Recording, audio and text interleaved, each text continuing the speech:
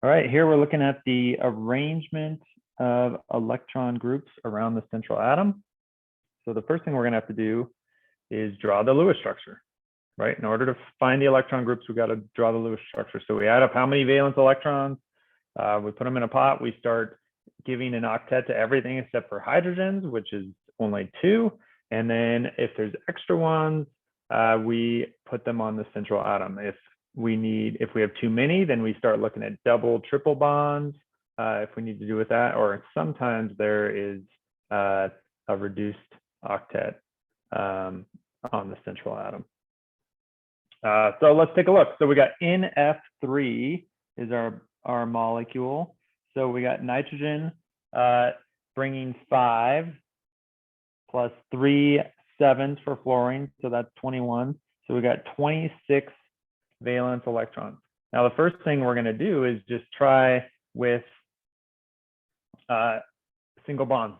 And if we've done enough of these, we'll see that fluorine, because of its electronegativity and where it is on the periodic table here, it really just likes a single bond every time. It doesn't like to double bond, even if the formal charge is better, because it wants to fill that octet more than any other element on the periodic table. And so let's start with our skeleton structure here. We're going to start with single bonds. We're going to fill the octet for fluorines.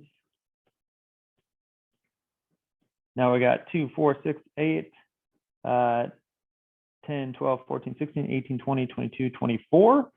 And so we have 2 more on that central atom, which is good because now we have 8 here. We have 8 here. Remember, any shared ones count for both. We have 8 here and we have 8 here. So we have everything having its octet. We use the right amount of valence electrons. So we're looking at a pretty good Lewis structure. So how many electron groups? Now remember, this can be tricky. Electron groups are a lone pair. A single bond is an electron group. A double bond is 1 electron group. A triple bond is 1 electron group. So any of those 4 things can be a single electron group. Here we have a bond, a bond, a bond, and a lone pair. So we have 4 electron groups. It even clarifies here, right? 1 electron group means 1 lone pair, 1 single bond, 1 double bond, or 1 triple bond. Now, the next question is, what phrase best describes the arrangement of these electron groups around the central nitrogen atom?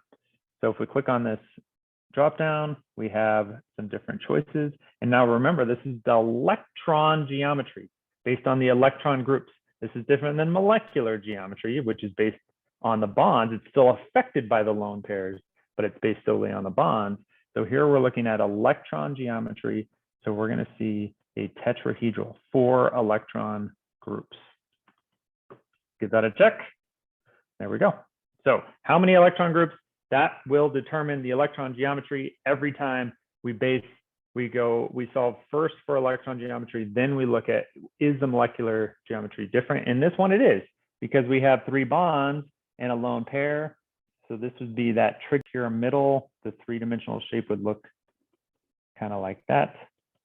And so we have trigonal pyramidal shape because that lone pair forces them down. So it is not trigonal planar, where you just have 3 bonds.